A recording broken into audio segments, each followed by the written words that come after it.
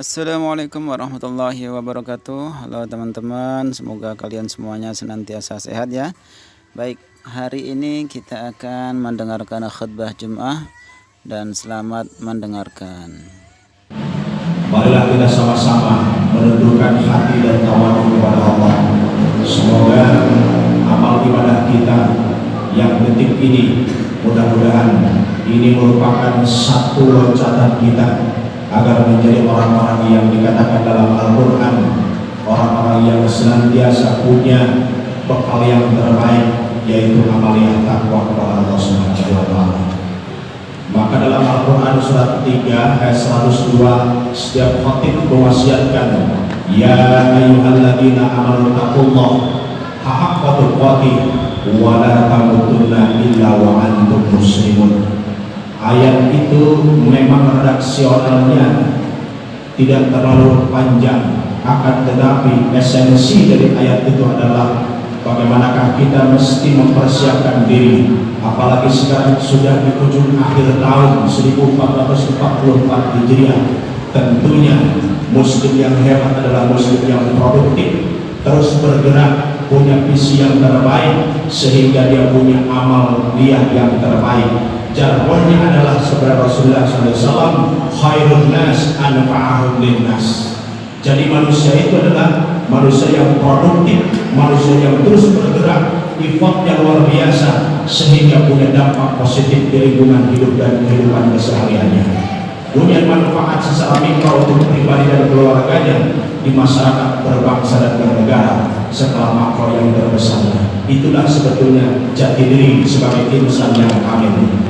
Maka dari itu saudara kaum muslimin rahimahullah, di momentum yang luar biasa ini, bulan yang Allah agungkan, di samping Muharram, Dzulqa'dah, Dzulhijjah, bulan-bulan yang Allah haramkan, sebagaimana dalam Al-Quran surat 5 ayat 36, A'udzu billahi minasyaitonir rajim, inna adadai syahrun, kata Allah dalam ayat tersebut bahwa ada 12 bulan, salah satu antaranya 4 bulan adalah bulan ini dan bulan yang akan datang. Kenapa? Karena hari ini saudara kaum muslimin, sebagian kita ada yang sudah di tanah suci melakukan haji dan ritual yang sangat luar biasa, labbaik Allahumma labbaik. Kita yang sekarang tidak berangkat ke sana, ataupun mungkin waiting list atau yang dikatakan nunggu masaknya karena ada aturan-aturan administratif di negara kita adalah pemenang, kita tidak mesti dan khawatir. Yang terpenting adalah niatnya sudah ada, niatnya sudah mau berangkat, karena belum waktunya. Adalah kita sekarang di Indonesia, yang terpenting, yang luar biasa adalah bagaimanakah kita terus berupaya dan berkorban, bahkan nanti tanggal 10 di bulan Dzulhijjah, itulah benar-benarnya iman kita diukur, salah satunya dengan ukuran yang namanya harta dan kekayaan yang dikeluarkan untuk orang lain. Itu luar biasa lagi, Pak. Memang luar biasa juga orang yang berangkat ke sana juga mengeluarkan dana dan seterusnya. Namun kalau begitu tidak mesti dan khawatir, Allah sudah kasih solusi yang terbaik. Di dalam Al-Quran surat 3 Al-Imran, surat 5 Al-Ma'idah ayat yang ke-27 kata Allah, watlu alaihim naba abnai Adam bil haq idh qarraba qurbanan fatuqbila min ahadihima wa lam yutaqabbal min al-akhar qala la aqtulannaka qala innama yataqabbalu Allahu minal muttaqin. Ini satu kisah histori dalam perjalanan manusia atau dikatakan anak Adam, karena saya lihat di dalam tafsir-tafsir itu atau mulai dari Al-Quranul Karim sebagai pedoman kita, sebutan manusia itu ada 3 tipe. Pertama ada yang dikatakan basar, ada yang dikatakan insan, ada yang dikatakan anas, ada yang dikatakan ins, ada yang dikatakan satu lagi adalah insan, anas, ins, basar, dan bani Adam. Sebutannya cuma 5. Saudara kaum muslimin rahimahullah, satu contoh kecil misalnya, ketika Allah firmankan dalam surat 2 ayat 21, ya ayyuhan nas, wahai orang-orang, wahai manusia, sembah Allah. Kan begitu kan? Ya ayuhan nasu ubudu rabbakum alladzi khalaqakum min qablikum la'allakum tattaqun. Itu kan kurang lebih redaksinya seperti itu. Secara general sebutannya manusia, tapi lebih merujuk lagi satu kisah yang luar biasa, anak Nabi Adam alaihissalam. Jadi kisah kurban itu bukan sejak dari Ibrahim alaihissalam. Kalau Bapak mau meralat Al-Quran, meralat hadis dan berbagai macam tafsir-tafsir yang mutabar, misalnya kisah Nabi Ibrahim itu adanya di surat 37, ayatnya dari mulai ayat 100 sampai 115. Bunyi ayat yang 100 begini, Rabbi habli minas sholihin. Kan itu doa yang pertamanya. Kisahnya 80 tahun kan dikasih anugerah anak Nabi Ibrahim itu. Baru dari Siti Hajar, istri yang kedua, keluarlah Allah anugerahkan yang namanya anak Ismail alaihissalam. Dari Taurat, dari Injil dan seterusnya, Zabur dan lain sebagainya, semua sama. Kisah itu adanya yang sangat fenomenal adalah kisah Nabi anak putra Nabi Adam alaihissalam yang disabdakan oleh Rasulullah SAW, dan juga Allah firmankan dalam surat 5 Al-Maidah ayat yang ke-27 yang terkenal Qabil dan Habil. Itu awal mula berkorban. Tapi yang harus kita garis bawahi adalah korban yang membentuk karakter sosial, yang membentuk kepedulian sosial. Ini yang harus ditekankan lagi. Kenapa? Karena kalau ada orang yang berkorban, dia memutus sifat kebinatangan yang disampaikan oleh Imam Ghazali. Salah satu dalam benak kita secara psikologis adalah ada namanya nafsu bahimiyah, nafsu rakus kebinatangan itu ada dalam diri kita. Makanya gak usah aneh kalau orang sudah tidak ngerti mana nafsu mana azimah, udah tidak peduli hal-hal yang penting saya kenal. Kan begitu Pak akhirnya. Kenapa? Karena yang disentilnya nafsu, bukan azimah lagi. Boleh gak kita misalnya untuk meraih jabatan? Boleh, dengan cara yang benar dan halal. Boleh gak kita mencari rezeki yang Allah anugerahkan di langit dan di bumi? Silahkan. Yang penting caranya dan niatnya yang benar. Gak ada salahnya. Itu berubah jadi azimah. Namun yang serakah itu adalah tidak peduli dengan halal dan haram. Melabrak surat 2 ayat 168, melabrak surat 2 ayat 173. Itu sudah tidak nyaman lagi dirinya hidup dan sebagai insan manusia. Maka dikatakan sifat kebinatangan itu harus dipangkas dengan habis. Adanya hidup adha ini adalah salah satunya. Yang terbesar adalah bagaimana sifat itu supaya diminimalisir, paling tidak syukur-syukur hilang sifat itu dalam pribadi kita. Salah satunya adalah yang paling luar biasa adalah iri dan dengkinya. Kita sebagai insan melihat orang sukses, SOS orangnya, senang melihat orang susah, dan susah melihat orang senang. Nah ini kan penyakit iri dan dengki. Kita ibadah dari sebagainya mata-mata dari kita pribadi, gak ada urusan dengan orang lain. Nah karena dari itu salah satunya adalah agar sifat itu hilang dalam kehidupan pribadi kita sebagai muslim yang luar biasa. Bagaimanakah kita mengorbankan harta kita untuk membantu orang-orang yang memang perlu dibantu dalam kehidupan kita. Karena masih banyak ketimpangan sosial juga masih banyak.